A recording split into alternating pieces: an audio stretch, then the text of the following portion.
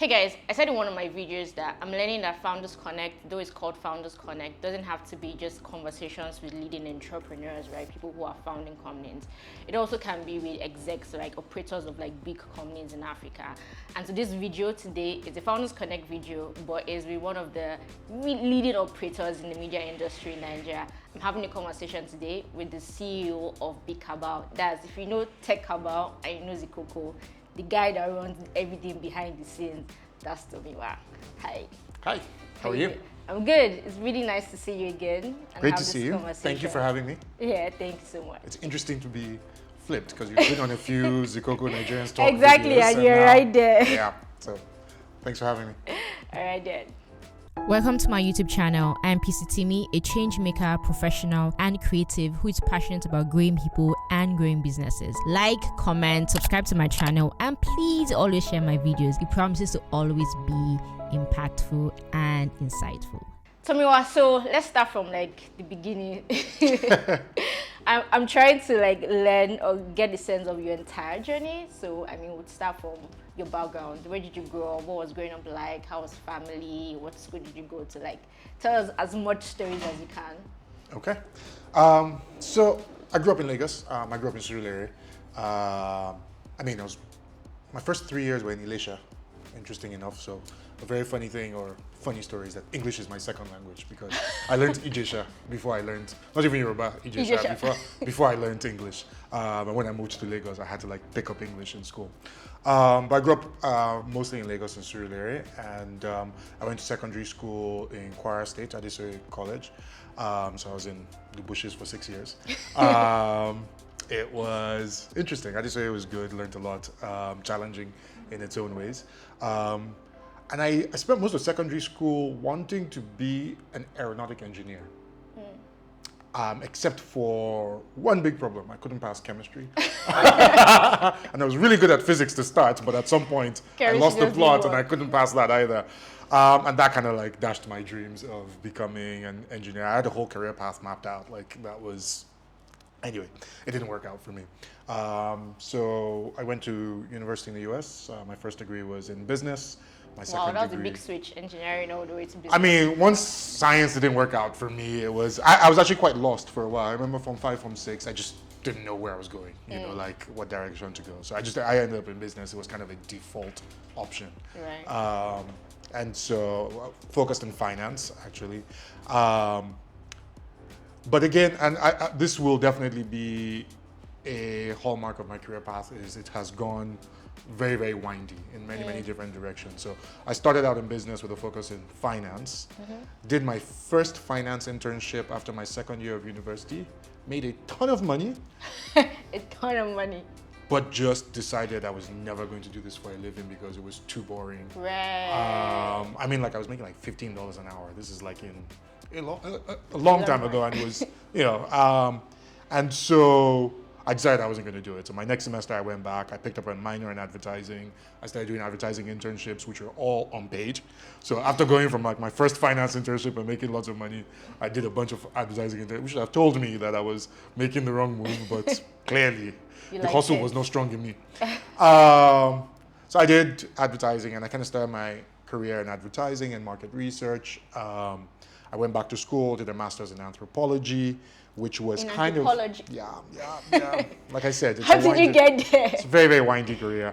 Anthropology was kind of the grounding for account planning, which is kind of like the account strategy part, and it's ethnography and like people research, understanding people. So it was kind of all the rage at the time. And I thought, yeah, I'll go and do this and it will deepen me in that space.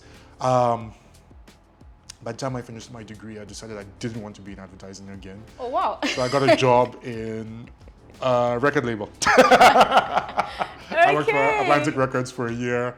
I randomly ended up in the arts department because it was the only place I could get a job. So I was doing like album packaging and photo shoots and like, you know, and that was really cool actually. That was a very cool job. Like I worked on albums for like Lupe Fiasco and T.I. and like Panic at the Disco. Like, so very, very cool. I think we met, Janelle Monáe joined Atlantic Records like maybe 3 weeks before I left. So like I was in the first meeting with her and her team, and they were like so cool, and I was really excited, and then I left. I left, and I moved back to Nigeria after Why did that. you move back?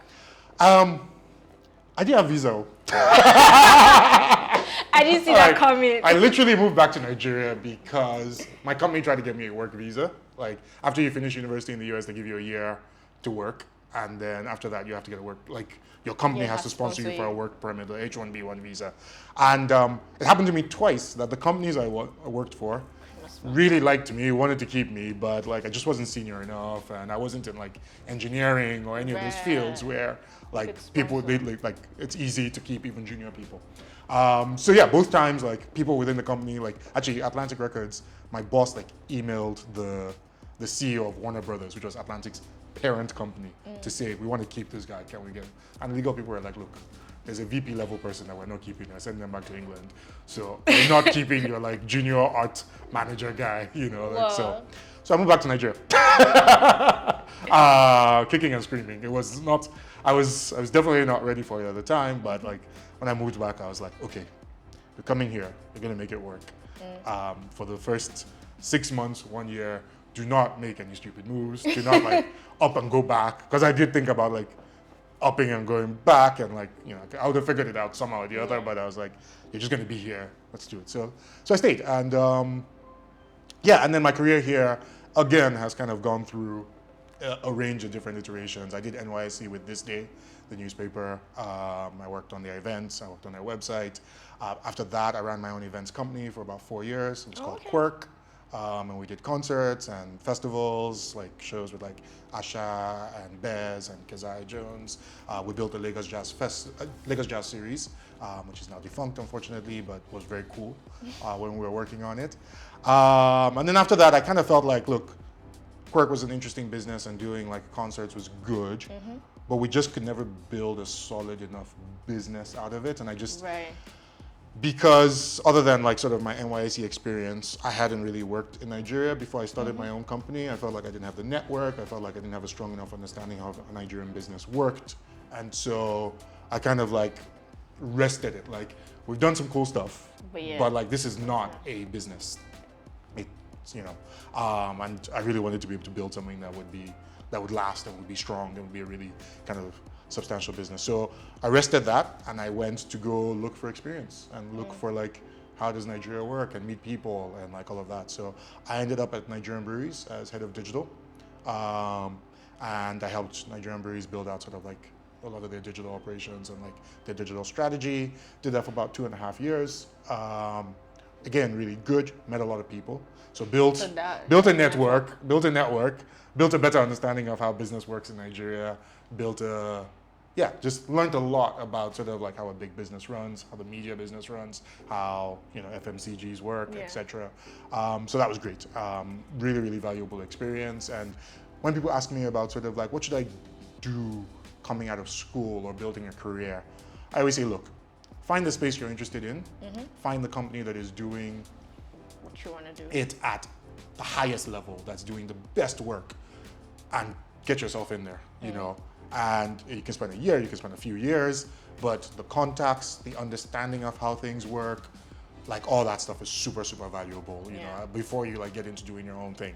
And I think most of the best founders you'll see will have had some experience in the space that they are, and sometimes they cheat because like they'll have started from secondary school working in the fields that they're interested in. You know, like I'm sure half the people that you know like are in tech that you've interviewed have been coding since they were like 16. Else coding since they were 5. Exactly, you know, like I built my first neural network at 12. Like, I don't know what a neural network is, and I'm almost 40. So anyway, Nigerian Breweries was useful. After that, I left. I went to a smaller digital company, really cool digital agency called Venture Media, and Guardian, the newspaper, was one of our biggest clients there. So we're helping Guardian build out their digital everything. So like strategy, we helped to build their website, their social, we did monetization for them. And that was a great place to learn sort of like digital publishing, which is what, you know, Big Cabal Media does. And then after that, you know, the guys at Big Cabal said, you know, the founders, you know, and I started a conversation and said, you know, you should come join us. And they wanted me to come do biz dev for them. And I was like, you guys can't afford me. And somewhere along the line, the conversation got to, do you want to come run it?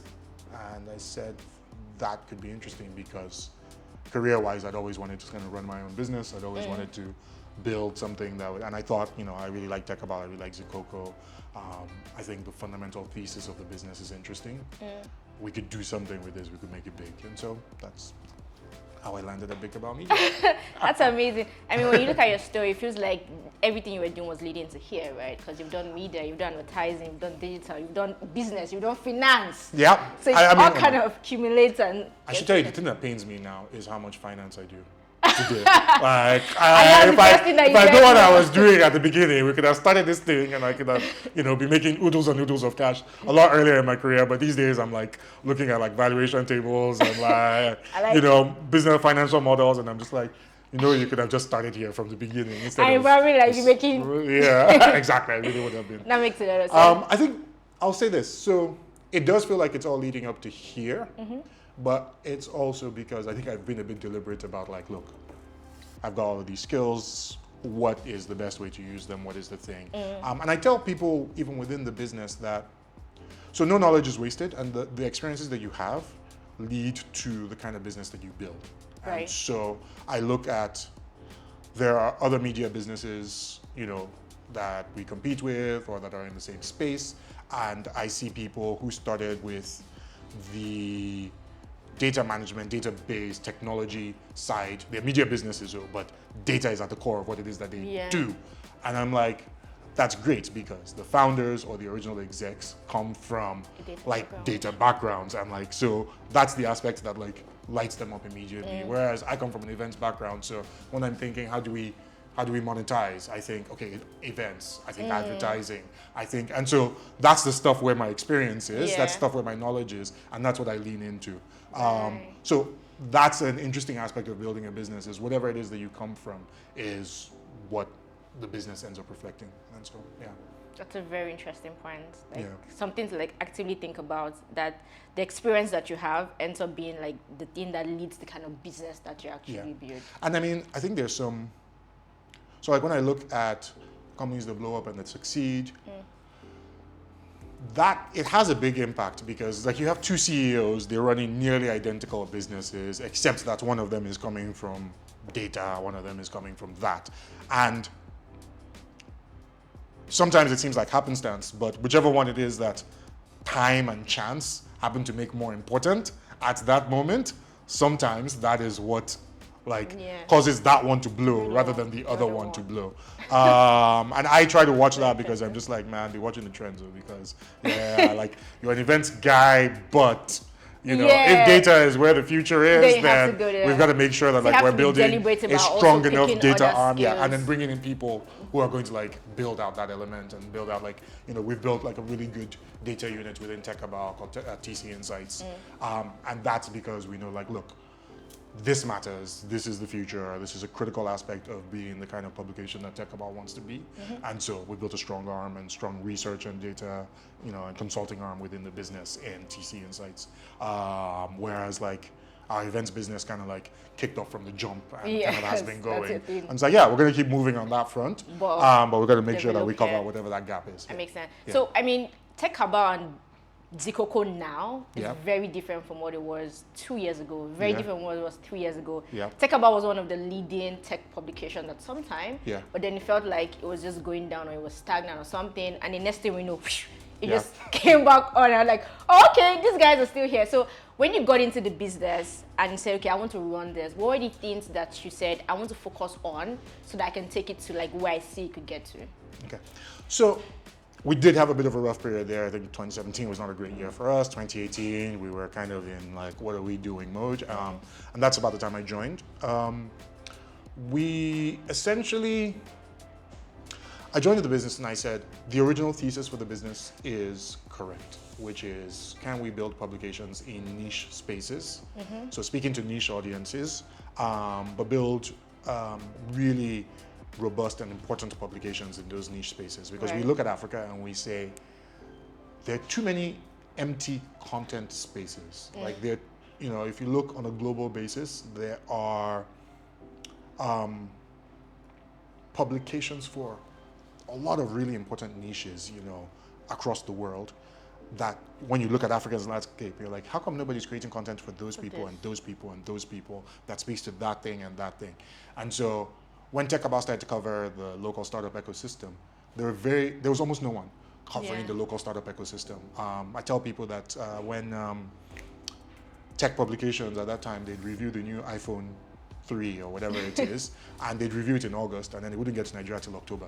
And you guys might not remember that time, but it was like, it used to get released in North America 1 month, and then it takes 3 months for us to get released. And so Bankole, we found a TechCabal, was like, why are we spending all our time reviewing gadgets that we don't have? Why don't we talk to these people, doing this thing? And it wasn't really a popular idea at the time, but he thought the people, in your pay stacks and your piggy vest and your whatever it is in the early days were doing something that was interesting enough that it was worth going to go and investigate what these people are writing about them and writing about their businesses.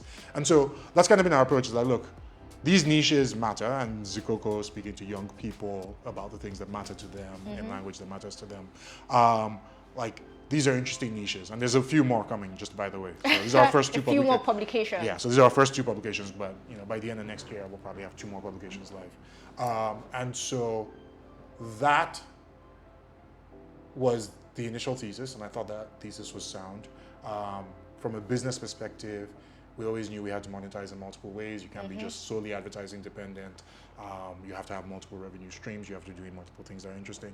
And so when I joined the business, really, I thought, my focus is going to be on the business aspect of it, the editorial side. Like, we already had 2 publications, the content will be fine, and I'll just focus on figuring out how we make money out of all of this stuff and how we build business models.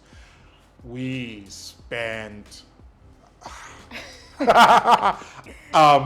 so it's almost 4 years of me running this business.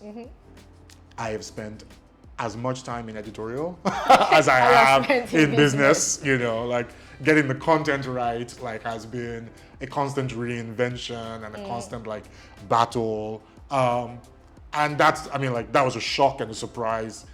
It's, to be fair, a bit of a joy, because I do enjoy the innovation that we do on the content side, the innovation that we do on the editorial side. So it's fun to kind of be engaged with the team leads, the editorial leads, editors in chief and managing editors, etc. on okay, so what's next? How do we make this thing work? But yeah, it was definitely a shock to me, because I do a lot of stuff on the business side, but on the editorial side, it's just immense how much constant work it takes and constant innovation. I think that became apparent immediately, because on the TechCabal side, so TechCabal's big problem is always talent first. So finding the right people to be able to create the quality and level of content that we want to create. And so you need really great journalists, you need really great people with insight into the industry, sitting inside the industry. And so that's always been a challenge. It took us almost 3 years to hire an editor-in-chief. 3 years? Yeah, so when I joined, Bankole was the editor-in-chief. At some point he switched into other roles. And then we're okay, so we got to hire somebody else. And there was just no one that we could afford and that had the complement of skills that was required to actually lead that organization. On the Zikoko side, Zikoko came from listicles and quizzes, and it was fun, it was simple, it was straightforward. I think it was a great publication, even when it was just doing purely listicles and quizzes. But by the time I joined, I'd been doing that for a couple of years. We were kind of patterned after BuzzFeed, and even BuzzFeed had kind of done BuzzFeed News and evolved past being purely. And so we're this thing. I remember 2018, we were churning out just tons and tons of listicles, and we're doing some numbers, but we had no impact. There was just no this thing matters. This is a publication that people should pay attention to, other than the 5 minutes that they go and they key, and then they move on. And so Fuad, who was our editor-in-chief at the time, and I and I think we put up a Medium post about this. We spent so much time just talking through what kind of publication do we want to be, what kind of content will allow us to kind of have real impact on ground, will allow us to speak to people. And there's a phrase that we used to use, which is kind of touch the cultural nerve, which is we want it to matter in culture. And so there was just a ton of experimentation from a content basis to figure out. And I remember I sent Fuad one like lengthy email like this with we're doing it wrong on this side, we're not touching it on this side, we're not hitting it on this side. And the next week, he was like, okay. And he went away and he did a bunch of interviews and he published the first narrative.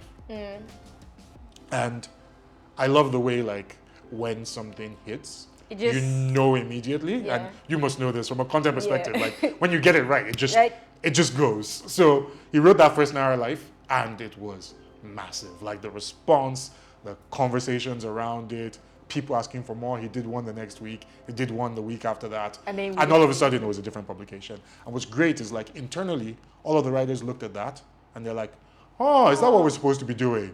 Okay. And everybody the next few months, we had like another interview style called adulting. We had another interview one. Sex life came a bit later, but like just everybody was just like, oh, okay, what she said, which was like under her, like started to come out, and everybody was just like, oh, we should interview people. We should interview real people. We should talk to them about whatever aspect of their life is interesting to them. And that was it. And so like that's how like kind of the next phase of Zikoko came. And at some point we hired another senior editor, Daniel joined the business, and like our quizzes had been doing okay, and he took them from this level to that level, and he started Sex Life. We had another managing editor, and they like got the machine going. So like we used to like do good stuff, but it was kind of like irregular.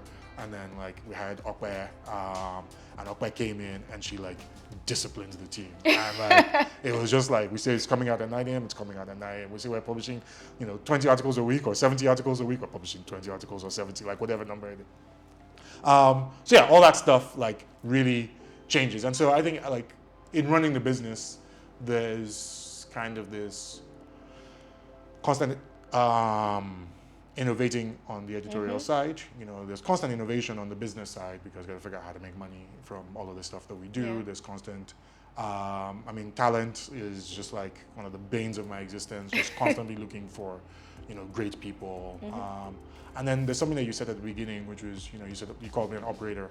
And I will say this, like operations, just that thing I said Okwe did, like disciplining the business so that we say, we're going to make money from this thing, we're going to do it. We're going to execute this thing and we do it. We're going to build processes so that we're not dependent just on brilliant people, but like if you put in an okay person, like there's a set of processes, because you can't build a business on geniuses.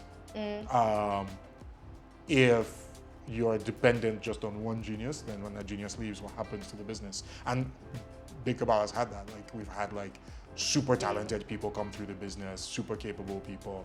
They do amazing work. And then the question is like, man, like what happens when Bankole leaves the business? What happens when Fuad leaves the business? What happens when and each time we're like, yep, you're gonna build processes so that like the next person can kind of like keep it going. And like something like Narralife, we handed over like Narralife from Fuad to a guy named Tohib.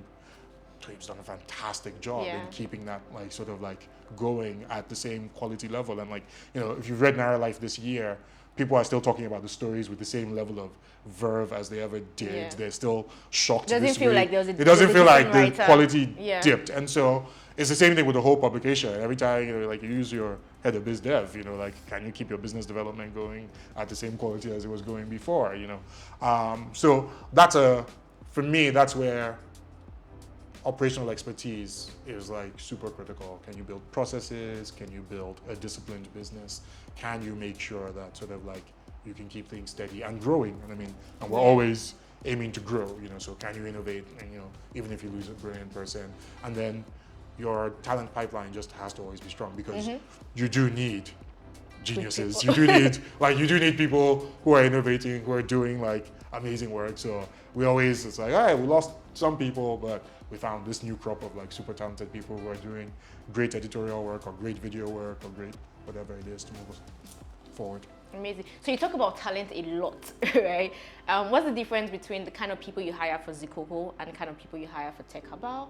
And then what are the general characteristics you just look out for? Like, oh, this is actually a genius that can come and innovate in business. So I talk about talent a lot because we're a people business, and so our biggest operational expense is people. It's just like it's salaries and stuff. And that's because they're the heart of the business. So I wouldn't say there's a huge difference between the kind of people we hire for TechCabal and Zikoko, surprisingly. Right. I mean, when people join the business, I think the thing that always shocks them is like how disciplined an operation Zikoko is. You know, everybody's always joking about like what kind of drugs do you people on, and Yeah, like you feel like you're just lounging in the office. yeah, and having crazy ideas like while drinking smoothies and like, you know, doing lines. No, that's not the way. So it's a really disciplined operation, and I think the thing for either publication and for the other people within the business. So, FYI, there's an editorial team for Zikoko, there's an editorial team for TechCabal, but there's a video team supporting both of them. There's a technology team supporting both of them. There's design supporting both of them. You know, there's biz dev supporting both of them. So, like, when I'm talking about talent, yeah, I need editorial talent, and we need editorial talent as a business, but we also need all of these like really important people kind of like supporting the editorial teams. And so we look for people who are passionate. Really, if you've ever applied for a job, actually this is my favorite one, is Zikoko. When you apply for a Zikoko job, there's always a form to fill. And most people get to that form and they're like, man, this form is long, like no be listicle Aladekomo, right? Like, how far? Like I'm not going to right? How far? But it's a deliberate barrier. Like if you're not passionate enough about the work to be able to sort of like fill this form, to have interesting answers, to take your time to think through the answers. And it's the same kind of form that we have for TechCabal. It's the same kind of form that we have if you're coming into biz dev or if you're coming into design. It's just like, if you're coming into design, what are the design principles that like you hold dear? What are the designers that you follow, that you're passionate about, you know? If you're coming into Zikoko, like who do you read? What kind of content do you consume? Like what matters to you?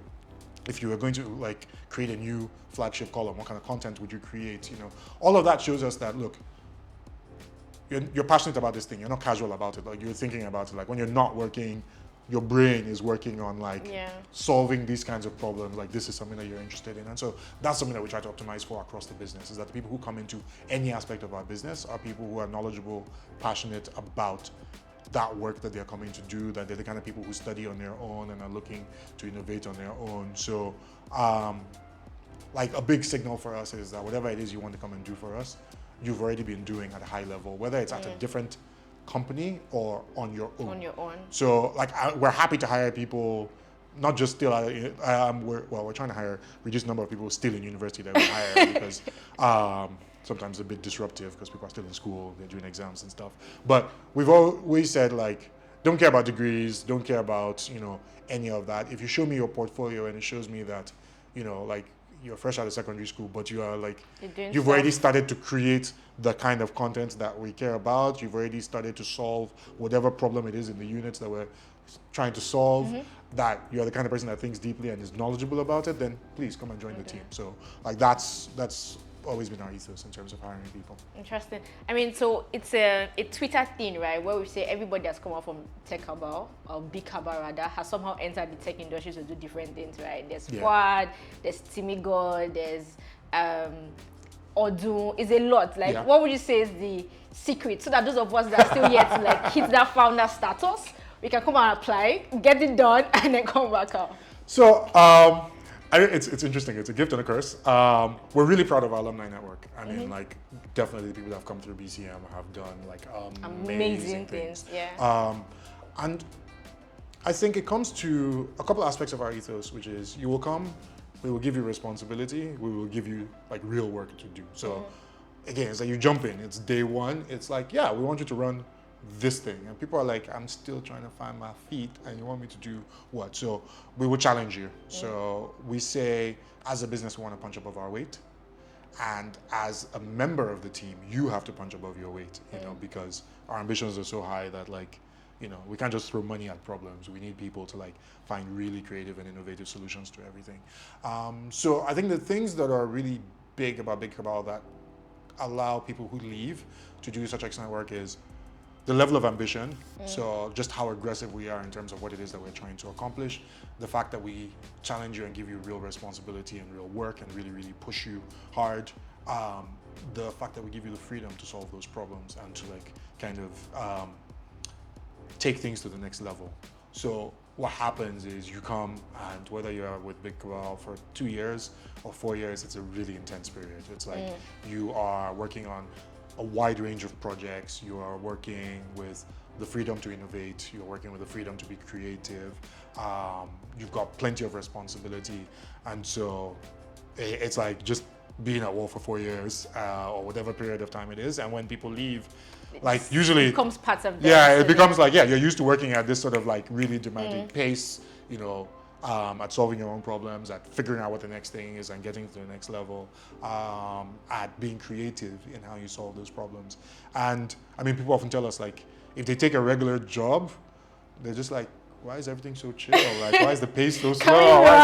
Like, where are we going? What's happening? You know? And then the people who go out and do their own thing, you know, you can see sort of like the level of innovation they're able to bring to it because, they're used to pushing hard. They're used to sort of like being creative about the problem solving and all that. Yeah. So, I think that is what we give people that's a bit different from what they get elsewhere.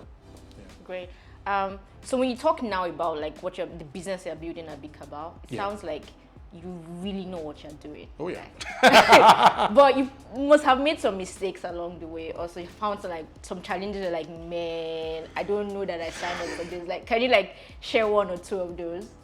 I mean, it's a bruising business. It's like media is hard. You know, it's definitely not. As far as like an easy way to make a buck, it's not the easiest one. As far as an easy way to blow and be on the cover of a magazine, it's not the easiest one. Tech is the rage right now. Yeah. So media is hard, and we've made a lot of mistakes. I mean, I've talked about talent a lot. I've made a lot of talent mistakes, you know, so hiring mistakes or like managing people mistakes. You know, we hire great people. We've not always given them the greatest environment or the greatest sort of like, so like that's a constant challenge is like, can you motivate the people? Can you reward them enough? Can you keep them growing quickly enough? Like sometimes they're really talented people and they're just like, you know, even internally. Yeah. So as a business, we're always pushing really hard, but you can only have so many points of focus. So sometimes there's one department that's just moving a little bit slower than the rest. And then the people in that department are like, I want to be moving. And if you can't get it going quickly enough for them, then you lose good people. So I think that's sometimes challenging and that's painful. On the business end, we've made business bets. Like we're gonna make all our money by targeting this specific demographic. And you spend 12 months, 18 months chasing it, and then you're like, them people don't get money, or them get money, but they don't want to spend them. And like, you're just like, right, there's not a business to be made in that particular space. So we've chased like business opportunities and things that just don't work. We've obviously had the same existential challenges that everybody's had, which is just within like last year, 2020, COVID, lockdown, advertising cut out, like just, you know, we saw like an immediate sort of like 50-60% drop in our revenue because everybody was just like, stop, we're not spending any money. Anything we're negotiating, we're cutting out. So you have like periods like that. I mean, you're in a ramp up period, you know, like if you remember, it was like March last year when COVID really like panicked everyone, and we'd come into the year aggressive. This year we're going to like shoot to the moon. So you're hiring with aggressive growth in mind, you're planning, and then everything flatlines, and then it's like, so managing through that. I mean, it's interesting, you asked about mistakes. It was a tough period. I wouldn't say like we made a lot of mistakes. It was, we made some hard choices and it was tough for everybody on the team, but I think we waded through that. But I think from a mistake perspective, I'll just say, in general, media is tough. And so it's a hard business. In terms of our vision for the future, we also know that media is powerful and its impact when done right, when scaled up, can be tremendous. And so what we have right now is a very small foundation for where it is that we are going. Like we're very clear that, you know, like Amazon says, this is day one. It's always day one. For us, we're just at foundation. So we're just about to start building the business that we have envisioned. This is all preamble as far as we're concerned, basically. And so that's how we think about it. Okay, and my final question, looking back at your journey, right? What would you say is like the biggest lesson or two lessons that you've learned so far in the last 10 something years of working? Okay. One, don't quit. So it gets hard. Like, and that's on a personal level, that's on a business level. And I have to give some context to that. maybe instead of don't quit, always moving towards the goal. Right. You know, like, and you can rest. There are times when like it gets too much, you gotta like take a break, but you gotta go build a vision, build a big vision for the future, and just always be moving towards it. I had to modify it then because, like I said, I quit a business like when I was running Quirk. Yeah. It wasn't working, and I shut it down. Yeah. And it was basically because I've got a vision of where it is that I'm going, and clearly this wasn't thing doing is it. not taking me to that place. But there's a certain level of relentlessness, which is like, okay, I gotta shut down this business, but if I'm gonna get to that vision, what do I need? Okay, I need network, I need this learning, I need this whatever it is. What is the quickest way to get there? I got my job at Nigerian Breweries. It gave me, it took me to the next level of personal development and whatever it is. So like that, be relentless about the vision and just kind of keep moving towards it. So that's point number one. Point number two, this is, if anybody's ever listened to me talk before, this is a Tomiwa thing, like become an expert at what it is that you do. So like,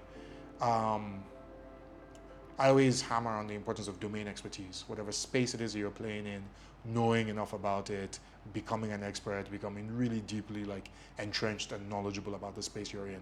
Within Big Cabal, we say you have to be a media nerd to work for us. Like, we're a media business, you must understand how businesses work from a content perspective, from a growth perspective, from a making money perspective. Yeah. Even if you're an editorial, it's important that you are like versed in all of this so that you can help us build a business that matters. And so I just always say, whatever space you're in, like, you can't stop learning about it. You can't stop benchmarking against the best in the world. You can't stop sort of like studying it. You have to be fairly obsessive about what it is that you do in order to like really reach sort of like to accomplish anything substantive in that space. You have to be pretty deeply steeped in it.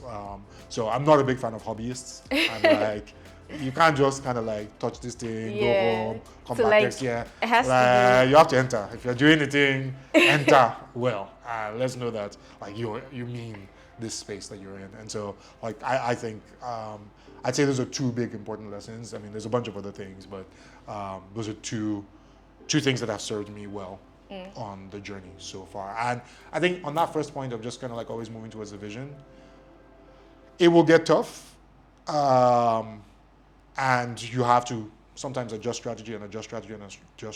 But if you're pretty clear about where it is that you're going, you're constantly like sort of like relentless in that, you'll get your breaks as well. You will get your opportunities that open because they're just like, man, that guy knows that space. That girl like is an expert at that thing. That like we've seen her do this, and this. We should give her the opportunity to do this other thing.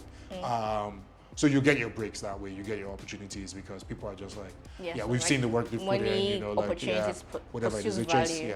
just, So, That's amazing. I think that my favorite thing about doing videos like these interviews is learning from people and just like seeing patterns with like kind of people I interview, right? Yeah. So like in the last 2 days, this is like the 8th video I've done, and I'm seeing in my head like a recurring theme of just diligence, like, I don't have it figured out, or like 5 years down the line, I didn't know that this way I would be exactly now doing this, but I've built a track record of just like doing something and giving my all and pursuing like a certain goal. And that's what you reiterated here again, like, don't give up. You have a vision, just make sure that you keep moving towards that vision, and that at every point in time, you are going deep in that thing that you want to do and just be an expert in. So that's amazing. Thank you so much for sharing your journey with me. It was interesting to learn about finance and anthropology and media. You have like you've done a lot. It's been interesting. I mean, this is really important for especially young people that like watch my videos. Just knowing that there's no linear line to a career. Like some people's own straightforward. They just like kept growing, and other people would like go and go and finally find, okay, I think this is where I'm supposed to be. So like keep pushing. Yeah. Amazing. Thank you so much, Tomiwa, for this. And thank you guys for watching this video to the end. Make sure you comment, share, like, most importantly, help my life. Subscribe to this channel. Peace out.